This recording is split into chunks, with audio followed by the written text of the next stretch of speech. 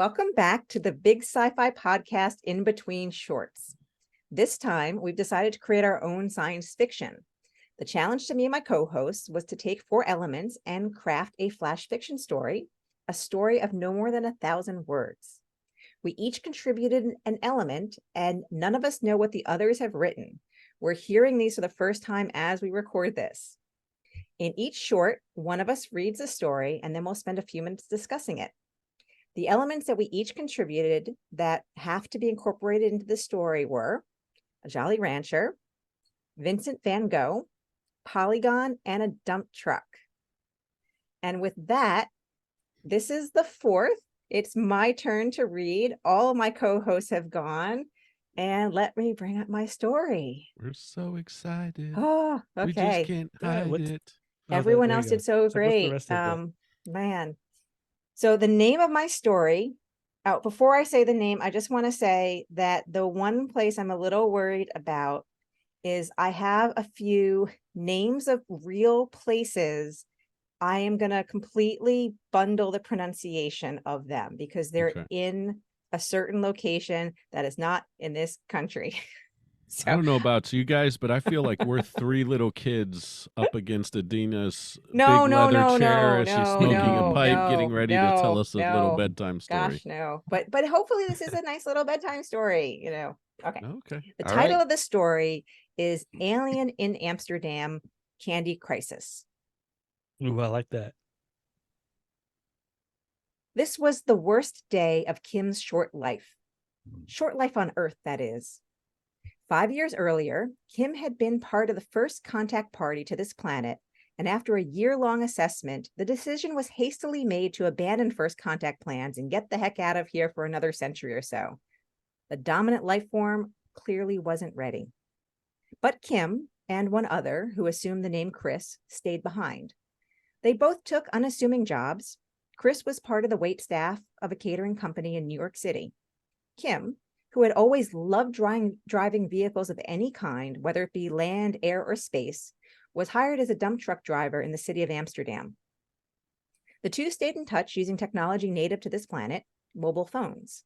It allowed them to send text messages with the native alphabet and images, which they shared frequently. One of the things both Chris and Kim appreciated about this world was the food, specifically the sweets and desserts. Kim was especially fond of candy, substances made of flavored sugar derived from a plant that, to Kim's vast knowledge of habited worlds, was quite unique to this one. Today, Kim was not working. It was Saturday, and the dump truck that Kim usually drove, a compact, maneuverable one designed to navigate the city's narrow streets, was parked conspicuously on Tenierstraat, a couple of blocks away from the open grassy area right outside the Van Gogh Museum, the Museumplein, where Kim now sat. In Kim's hand was an unopened Jolly Rancher, watermelon flavor, and the source of Kim's angst today.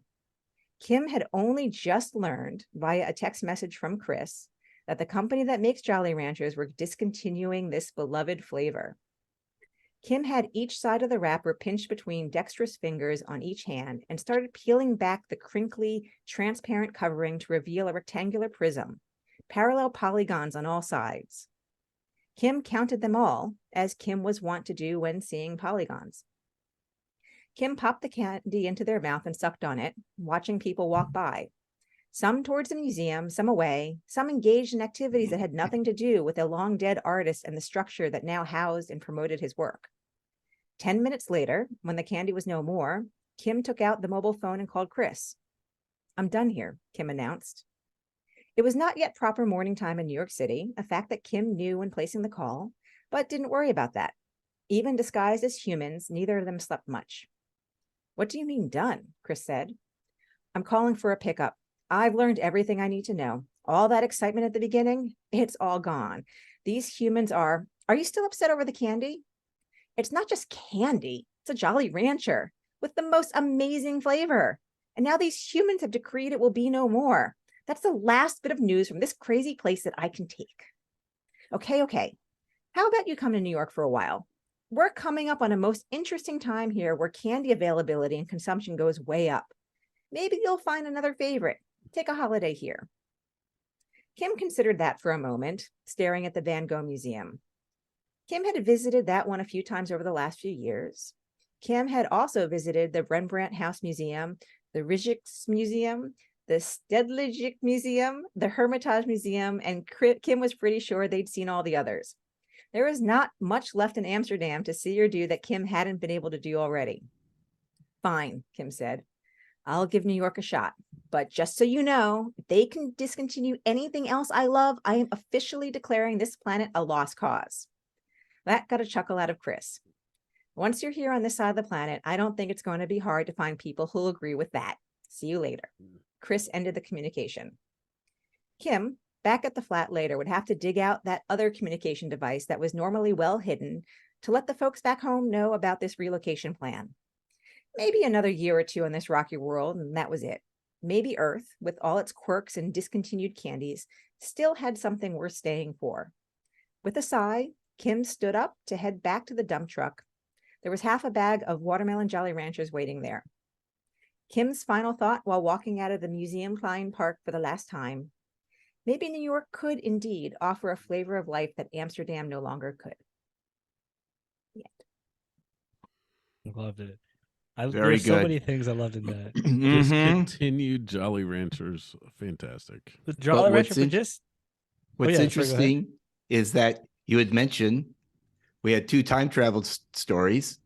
We have 2 Jolly Watermelon. Ranchers that are watermelon, and my wife chose water. She said, because I didn't put the flavor in the story, and she said, no, you gotta call it water. Got to give it watermelon. You got to give it some character. Well, watermelon's the best flavor. I know. That's See, exactly I went with blue because I feel like blue is like watermelon's fine, but I'm all about the blue.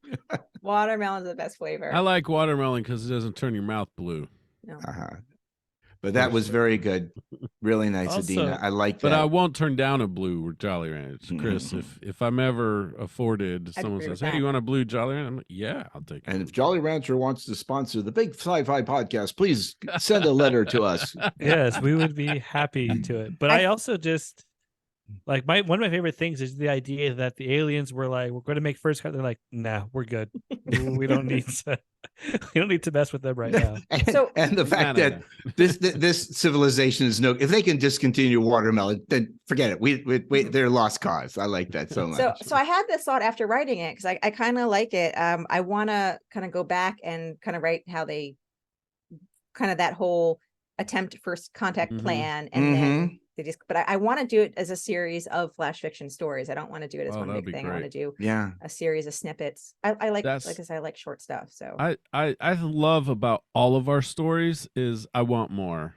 I think all of us did a pretty decent job of writing enough there that it keeps us like, oh, there could be more. And so that's really interesting. And I want to encourage all of us, like Adeena kind of writes like every day. But like, I think there is more to these stories, and this, I think there's some really great ideas. So yeah. Well, folks, if you like this, let us know. We might do it again. I would like to do this again. Do it again. Yeah. Maybe this becomes our normal in between season. Yes. Now, would it be sequels to those parts? Because I haven't thought of a sequel for this one, but I have other ideas. I would say not necessarily. Okay. Okay. It's good to know. And because finally, yours, I want to know more about the aliens and like how they operate. Especially why they chose Amsterdam to live in, because that's kind of I'll bohemian. have to make that up, but the reason why I chose Amsterdam is because I've been to the Van Gogh Museum in Amsterdam, Okay. and I've been to half of those museums I mentioned. I've Oh, been that there, makes so when I thought of Van Gogh, I was remembering my time going to the museum. Wow. And the funny thing is, I went back to look at pictures from that trip when I was in Amsterdam, which was in 2006. Wow. And then I went to the Van Gogh Museum website, and the front face of it's all different. They've upgraded it because it's now it was like 17 years ago that I was there. Wow. That's ridiculous. Wow. And I don't have pictures from inside the museum because I guess I'm assuming that you couldn't, which is why I don't have any from inside. Right. But the outside's all different. But then I brought up Google Maps to kind of, so between my pictures of remembering what Amsterdam was like, and yeah. Great. So, should we each say what our contribution element was? Sure. Yes, that's a good idea. I think that should be. And does this say a lot about who we are? Okay. So let's I'll with, go first since you I go was ahead. first in the Uh-huh. story reading. I am a huge fan of Van Gogh, as are my kids, Peyton and Brody. Mhm. Shout out to my children. That's why really I cool. chose Van Gogh. So, All right. Chris. And Well, then we'll I go on the order of the chose- stories that we read the Yeah, stories. let's do this. Yeah. Okay. So I chose Jolly Ranchers because I never cared about them at all before. Never thought they were that great. Didn't think they were bad, but just never like thought about them. But then I met Dill, and like one of the first things we did, like on our very first date, was go to a Hasty Market so she could get a Jolly Rancher or a pack of Jolly Ranchers, and then it's Aw. just become such a nice, like not iconic.